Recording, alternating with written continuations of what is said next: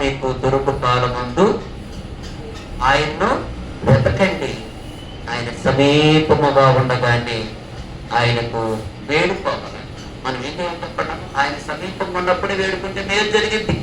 బైబిల్లో చూడండి, త్రోవ పక్కన గుడ్డివాడు యేసుప్రభు వస్తున్నాడని ఎరిగి ఎప్పటి వరకు మౌనంగా ఉండి యేసుప్రభు వస్తున్నాడని గుర్తించి ఏం చేసి చెప్పండి, దావీదు కుమారుడా నన్ను కనికరించయ్యా, ఈ మార్గంలో వస్తున్నావు, నాకు దగ్గర కొన్నావు, నువ్వు దాటిపోతే మరలా నన్ను కనికరించే వాళ్ళు పుట్టుకుతో గుడ్డివాడిని, నాకు ఇంతవరకు చూపు నేను ఎవరు చూడలేదయ్యా, కనికరించమని దేవునికి ఏం చేశాడంటే మొర్ర పెట్టుకున్నాడు. దగ్గర కొన్నాడు కాబట్టి దేవుడు మొర ఆలకించి నా వలనీకే వాళ్ళని దేవుడు ముట్టి స్వస్థపరిచాడు. దేవునికి మహిమ కలుగును గాక. ఇలాగూ ఆయన సమయంలో మనం ఆయన వెతికి ఆయనకు మనం చేయాలంటే వేడుకోవాలి. ప్రతి విషయంలో మనం వేడుకునేటువంటి అనుభవాన్ని కలిగి ఉండాలి. కాబట్టి ఈ విషయాన్ని మనం మనసులో పెట్టుకుందాం. దేవునికి స్తోత్రం కలుగును గాక. మరి సమయంలో కూడి వచ్చిన మీ అందరికీ మరొకసారి మరి మనల్ని తెలియజేస్తున్నాను. ఈ సమయంలో ఈ మన ఆంధ్రప్రదేశ్లో, ఏపీలో చాలా ఇక ఎలా ఉందంటే అల్లకొల్లాలంగా ఆందోళనకరంగా ఉన్న పరిస్థితి. ఎందుకంటే మరి రేపు 13వ తారీఖు ఎలక్షన్. కాబట్టి ఈ ఎలక్షన్ అనేది చాలా ప్రాముఖ్యమైనది. ఇప్పుడు ఎలక్షన్ ద్వారా మనం లేనటువంటి ఒక రాజును ఏం చేయాలి చెప్పండి, మనము ఎన్నుకోవాలి. కాబట్టి ఈ ఎలక్షన్ అనేది మరి మనకు భారతదేశంలో భారతీయ పౌరుడిగా మనకు ఒక హక్కు. మన భారతీయులు అంటే చెప్పండి, ఒక హక్కు ఏంటి, ఓటు హక్కు. ఈ ఓటు హక్కుని చక్కగా ప్రతి వారు కూడా ఏం చేయాలంటే వినియోగించుకోవాలి. వినియోగించుకుని అది సమయోచితమైనటువంటి జ్ఞానంతో ఉపయోగించుకోవాలి. అంటే మరి ఒక్కొక్కళ్ళు ఒక్కొక్క విధానంగా ఉంటారు. ఓట్లు వేసేటప్పుడు కొన్ని పార్టీలు ఉండి, ఆయా పార్టీలు ఉండి, ఆ పార్టీని బట్టి కొంతమంది కొన్ని అభిప్రాయాలు, కొన్ని ఆలోచనలు, పలానా వ్యక్తి అయితే పలానా జరిగింది, పలానా వ్యక్తి అయితే పలానా జరిగింది, పలానా వ్యక్తి అయితే ఏం చేశాడు, పలానా వ్యక్తి ద్వారా మేము ఏం పొందుకున్నాం, పలానా వ్యక్తికి పలానా పలానా పలానా పలానా అని మనం ఒక్కొక్కళ్ళు ఒక్కొక్క అభిప్రాయాలు, ఈ వ్యక్తి బాగుంటుంది, ఆయన వ్యక్తి బాగుంటుంది అని ఆలోచిస్తూ ఉంటాం. అయితే ప్రియులారా, దేవుని వాక్యం మనకి ఏమని చెబుతుందంటే, బైబిల్లో ఒక మాట సామెతలు విన్నాం అనుకుంటాను, నరులు ఆలోచనలు అనేకములు. నరుల యొక్క ఆలోచనలు ఏంటంట అనేకము, కానీ తుదుకట్ట యెహోవా ఉద్దేశమే నెరవేర్చబడింది. దేవుని స్తోత్రం చెప్పండి. నరుల ఆలోచన రకరకాలుగా ఆలోచన చేస్తారు. వాళ్ళు వస్తారేమో, వీళ్ళు వస్తారేమో, ఇది అది అని తలొస్తారు. కానీ ఒకసారి మన ఆలోచన తలకిందులు అయిపోతే దేవుని ఆలోచనే స్థిరమై. కనుక మనం కూడా ఏం చేయాలంటే సమయోచితమైనటువంటి జ్ఞానం కలిగి దేవుని యొక్క చిత్తానుసారంగా మనం ప్రార్థన చేసుకోవాలి. అందుకని బైబిల్లో ఒక మాట మీకు ఈరోజు సమయంలో చూపించాలనుకున్నాం. చూడండి, తిమోతికి రాసినటువంటి మొదటి గ్రంథము, దేవుని వాక్యంలోనికి రండి. పరిశుద్ధ గ్రంథం అనేటువంటి బైబిల్లో తిమోతికి రాసినటువంటి మొదటి పత్రిక 2వ అధ్యాయం 1, 2, 3 వచనం చదవండి. మనము సంపూర్ణ భక్తియు మాన్యతయు కలిగి సుఖముగాను నెమ్మదిగాను బ్రతుకు నిమిత్తము మనుషులందరి కొరకును, రాజుల కొరకును, అధికారుల కొరకును మనము ప్రార్థనలను, యాచనలను, కృతజ్ఞతాస్తుతులను, విజ్ఞాపనలను, కృతజ్ఞతాస్తుతులను చెల్లించవలనని మిమ్మల్ని హెచ్చరిస్తున్నాను. దేవునికి స్తోత్రం చెప్పండి. సంతానికి హెచ్చరిక ఏంటంటే, మనం సుఖంగా నెమ్మదిగా బ్రతుకు నిమిత్తము, మాన్యత కలిగి నిమిత్తము మనం అంతా ప్రార్థన చేయాలంట. భారతదేశ పౌరుడుగా, ఒక దేవుని బిడ్డగా మన దేశం కొరకు, మన దేశము సస్యశ్యామలంగా మరి సౌభాగ్యంగా ఉన్నట్లుగా దేశ క్షేమం కొరకు ప్రార్థించాల్సిన బాధ్యత ప్రతి దేవుని బిడ్డకున్నది. దేవునికి స్తోత్రం. అయ్యా, మా దేశమును దీవించు, మా దేశమును ఆశీర్వదించు, మా దేశమును రక్షించు, మా దేశమునకు సుపరిపాలన ఇచ్చేటువంటి నాయకులను మీరు ఎన్నుకుని మీరు లేవు ప్రభు అని మనము ఒక దేవుని బిడ్డగా మనం ఏం చేయాలంటే మన దేశ రక్షణ కొరకు, దేశ క్షేమం కొరకు, దేశ సస్యశ్యామలం ఉన్నట్లుగా, దేశము వర్ధిల్లినట్లుగా, దేశము దేవునిలో ఉండునట్లుగా ఒక దేవుని బిడ్డగా ఏం చేయాలంటే ప్రార్థన చేయాలి. దేవుడు కూడా దేవుని చిత్తంలో ఉన్న అధికారి అధికారిని, దేవుడి చిత్తములో నాయకుడిని. దేవుడు ఎవరు లేపితే ప్రజలకు మేలు జరిగింది, ప్రజలు నెమ్మదిగా ఉంటారు, ప్రజలు సంతోషంగా ఉంటారు, ప్రజలు చక్కని వసతులు కలిగి మంచిగా బ్రతుకుతారో ఆ నాయకుడిని, ఆ ఏలికను, ఆ రాజును మీరు నిర్మించు ప్రభువా. మా ఉద్దేశం కాదని మనం ఏం చేయాలంటే ప్రార్థన. నాకు చెప్పినట్లుగా నరుల ఆలోచనలు అనేకములు తొదకు దేవుని యొక్క ఉద్దేశమే స్థిరపడింది. మనం ఆలోచన లేకుంటే గాని తొదకు చివరికి దేవుని ఉద్దేశం ఏమైందంటే నెరవేర్చబడింది. కాబట్టి దేవుని పిల్లలుగా మనకి ఇచ్చినటువంటి ఓటు దేవుడు ఎవరిని ప్రేరేపిస్తే మరి దేవుడు ఏ పరిపాలన అవసరమో ఇప్పుడున్న మనందరం కూడా అవసరం. పలాందని మనం చెప్పం. నీకు దేవుడు ఈ పలానా వ్యక్తికి పలానా గుర్తుకి ఓటు వేస్తే అది మనకు మేలు, అది మన మంచిదని ఎంచి మేలు కలిగేటువంటి క్రైస్తవులకు వ్యతిరేకంగా కాకుండా దేవుని బిడ్డలమైన మనం నెమ్మదిగా బ్రతుకున్నట్లుగా మనము మంచి ఆలోచన చేసి ఏం చేయాలంటే మనం ఓటును, హక్కును మనం ఏం చేసుకోవాలంటే వినియోగించుకోవాలని దేవుని యొక్క వాక్యం సెలవిస్తుంది. బైబిల్లో మీరు చూసినట్లయితే మరి ప్రార్థన అధికారాలనంట మరి మన ఆలోచన కాదంట. రోమపత్రికలో ఒక మాట మీకు చూపించాలనుకున్న సందర్భం. రోమపత్రిక 13వ అధ్యాయంలో తక్కువ విషయాలు మరి సంఘానికి రాసుకుంటూ వచ్చాడు. దేవునికి స్తోత్రములు. చూడండి రోమపత్రిక 13వ అధ్యాయంలో చక్కని విషయం మనకి చెప్పాడు. మనందరం కూడా అది కొంచెం గమనించాలి. చూడండి, అందరు బైబిల్ ఉన్న వారు తీయండి, ఇప్పుడు చదవండి. రోమపత్రిక 13వ అధ్యాయంలో మాటలు మనం చదువుకున్నాం, ధ్యానం చేసుకున్నాం.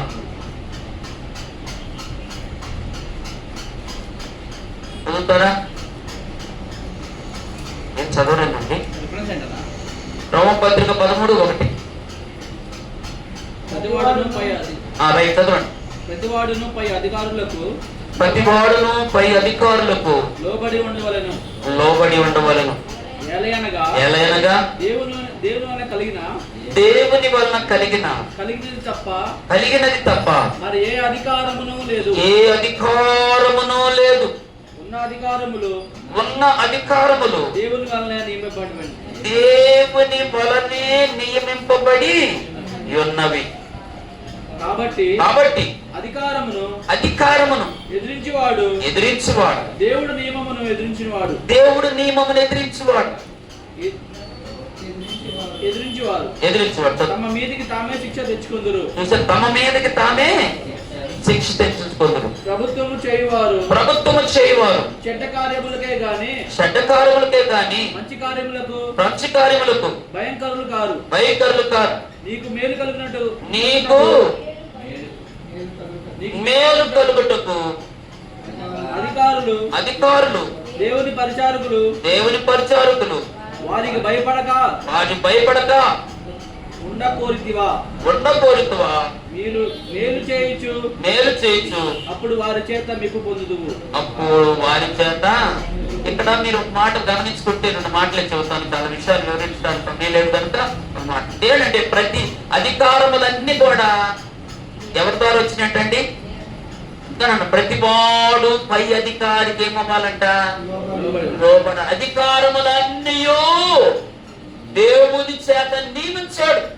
రాజులను, ప్రభుత్వాలను, రాజ్యాలను నియమించింది ఎవరంటే దేవుడే నియమించాడు. ఏ దేశంలో, ఏ రాష్ట్రంలో, ఏ జిల్లాలో, ఏ ప్రాంతాల్లో, దేశంలో రాష్ట్రాలను, ప్రభుత్వాలను, అధికారులను నియమించింది దేవుడే. హల్లెలూయా. అందుకని ప్రభుత్వానికి ఏం చేయాలంటే మరి అధికారులకు మనము ఖచ్చితంగా లోబడాలా. అధికారులను కూడా తోలనాడి అట్లా పడితే అట్లా మాట్లాడటం అది మంచిది కాదు. గౌరవించాలి. అధికారిగా దేవుడి మీద పైన ఒక అధికారిగా పెట్టాడంటే ఊరకనివ్వలేదు.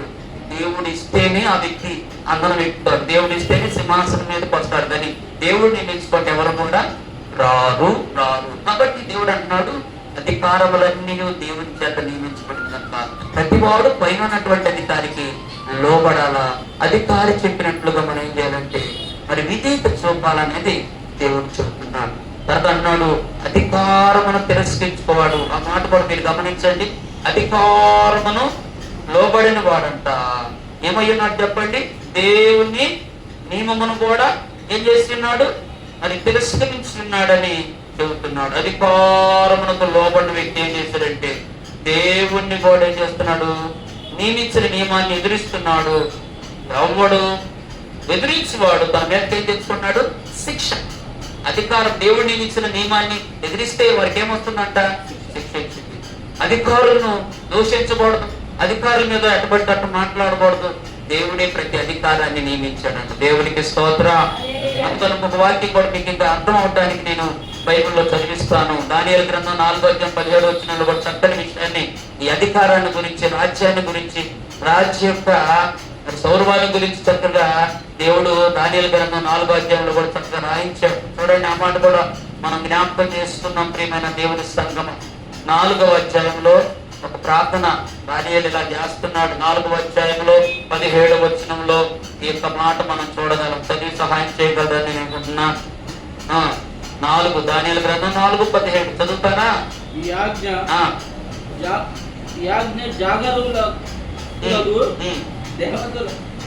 దేవదూతుల ప్రకటన అనుసరించి జరుగును, నిర్ణయమైన పరిశుద్ధుల ప్రకటన అనుసరించి సంభవించును. మహోన్నతుడకు దేవుడు, ఇక్కడ చూడండి, మహోన్నతుడకు దేవుడు మానవుల రాజ్యముపైని అధికారి అయి ఉండి తాను ఎవరికి అనుగ్రహింప నిశ్చయించును వారికి అనుగ్రహించిననియు ఆయా రాజ్యము అత్యల్ప మనుషులను ఆయన నియమించుచున్నాడు.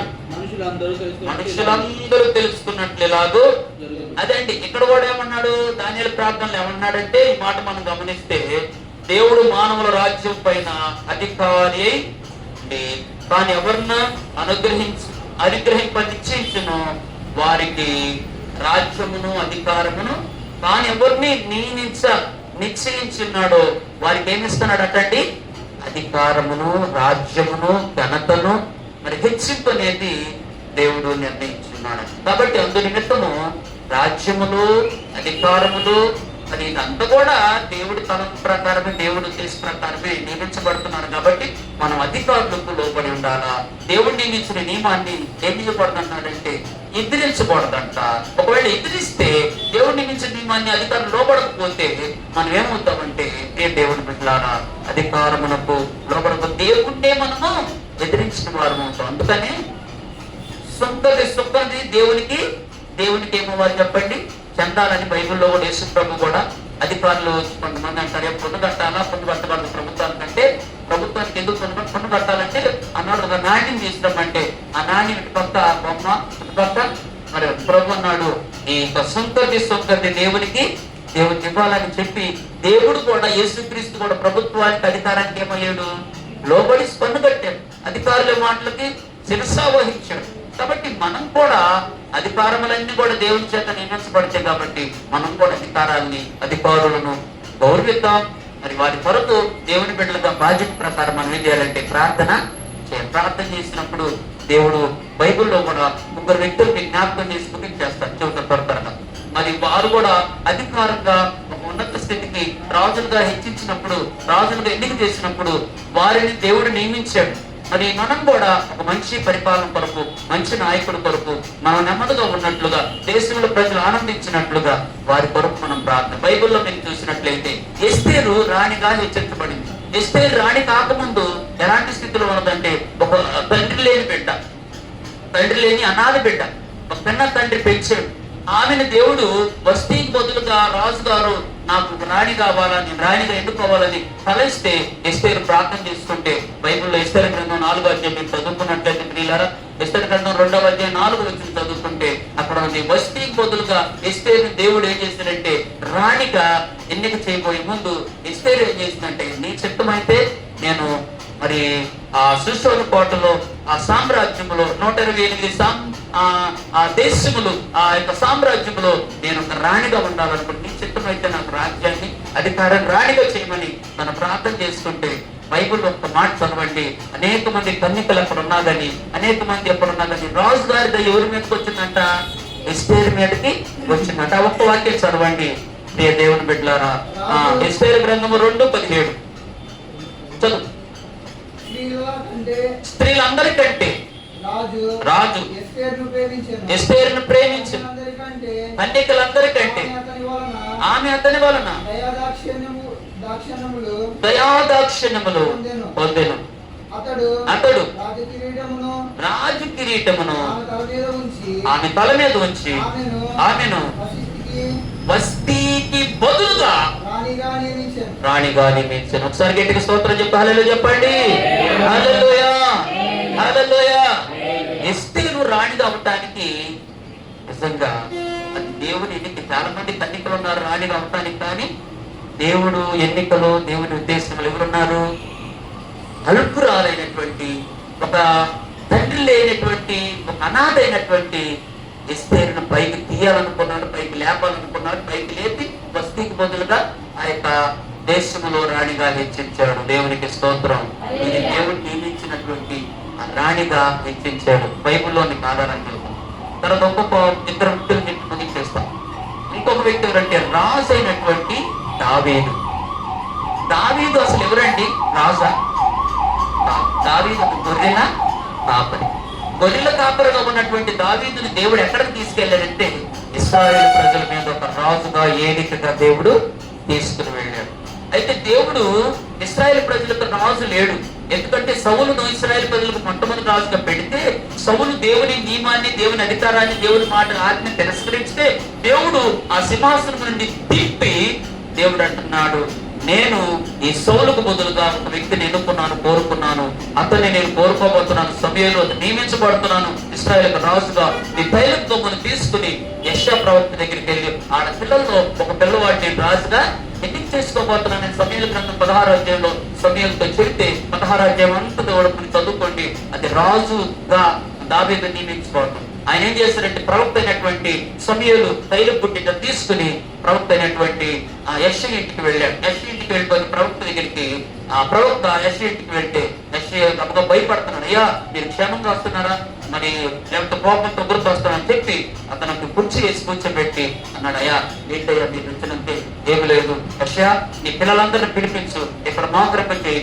నీ పిల్లల్లో ఒక వ్యక్తిని దేవుడు రాజుగా, మరి ఇశ్రాయేలు ప్రజలకు రాజుగా నియమించబోతున్నాడు, పిలిపించమంటే నేను గడగడలాడు పిల్లలందరూ కేకేస్తే యెషయాకి ఎంతమంది పిల్లలంటే ఎంతమంది చెప్పండి? గుర్తున్నా మీకు ఎవరికన్నా?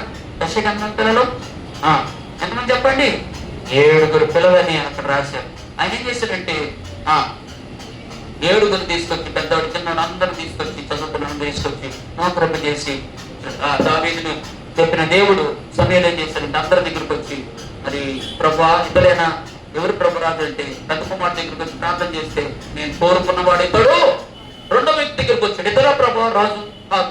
మూడో వ్యక్తి దగ్గరికి వచ్చాడు, ఇతర 4, 5, 6, 7 దగ్గరికి వస్తే ఇతడు కాదు నేను కోరుకున్నాను. వెంటనే ప్రవక్తకు వచ్చి, యెషయా నీకు అసలు ఎంతమంది పిల్లలు?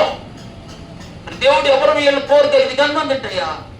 ఇంకొకడు ఉన్నాడయ్యా, వాడు అంత జ్ఞానం కలమని కాదు, వాడు పొలంలో ఉన్నాడు, గొర్రెలు కాస్తున్నాడు. గజ్జెండికి పిలిపించాడు. పరిగెత్తుకుంటూ లోపలికి వస్తున్నాడు.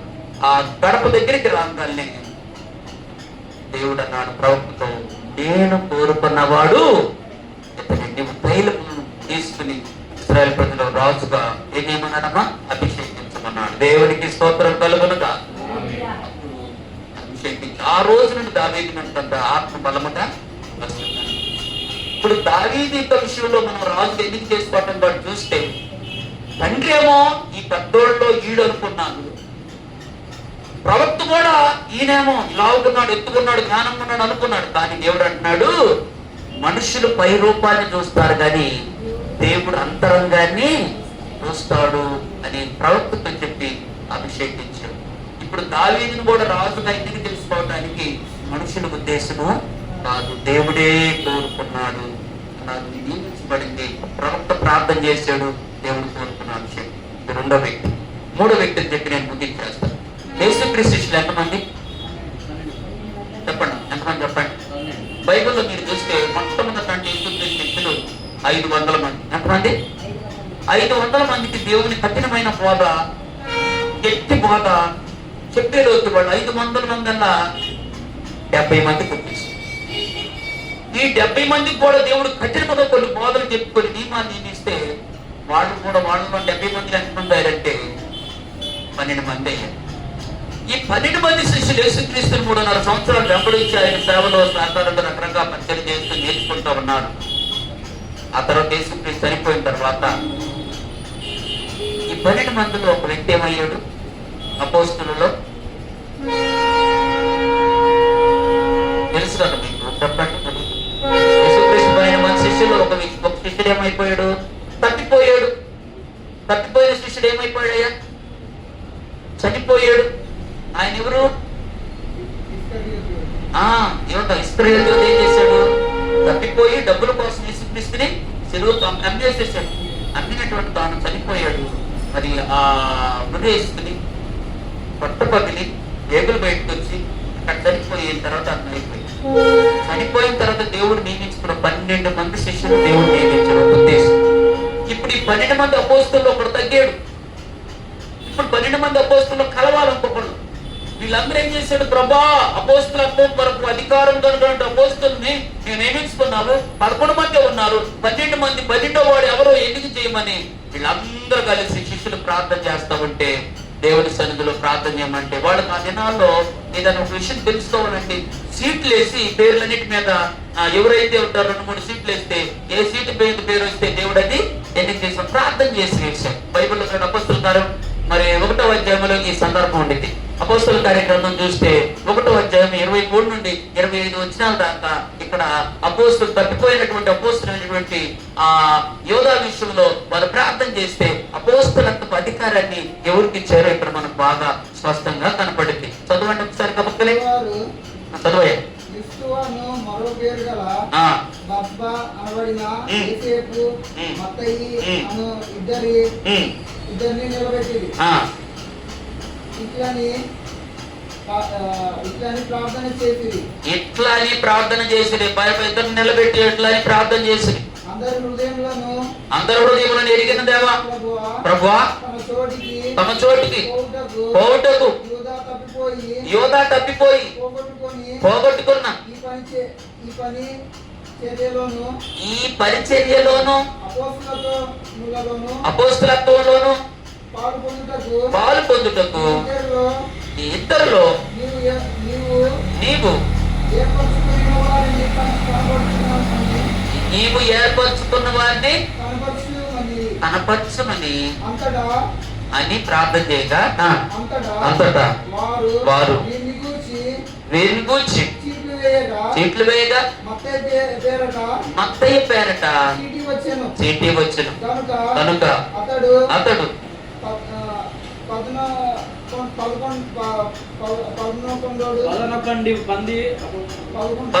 మంది అపోస్తలులతో కూడి 11 మందితో కూడా కూడి 12వ వ్యక్తిగా ఎవరు వచ్చారు? పేరు చెప్పలేదా? మత్తయి అనేటువంటి మత్తయి సువార్త రాశారు ఆయన. ఇది కూడా చూడండి, ఈ అపోస్తలు 12 మంది శిష్యులు తక్కువ ఆయన ఎందుకు తెలుసుకోవడానికి వీళ్ళు ప్రార్థన చేసి దేవుడు నిర్మార్చడం. 2-3 ఇద్దరు పోటీ ఉన్నారు. అక్కడ పోటీ ఉంది, అక్కడ కూడా ఇద్దరు పోటీ. ఎవరు గెలుపుతారు? ఎవరు అపోస్తలతో అధికారం ఎవరంటే అక్కడ సంఘం ప్రార్థన చేసింది. అప్పుడు వాళ్ళల్లో సీట్లు వేసి ప్రార్థన చేసినప్పుడు దేవుడు మత్తయి పేరు మంచినప్పుడు 11 మందిలో 12వ వాడిగా అపోస్తలుని చేర్చి ఆ అపోస్తల పేరు చనిపోయిన తర్వాత పరలోకంలో పట్టణం కట్టబడింది.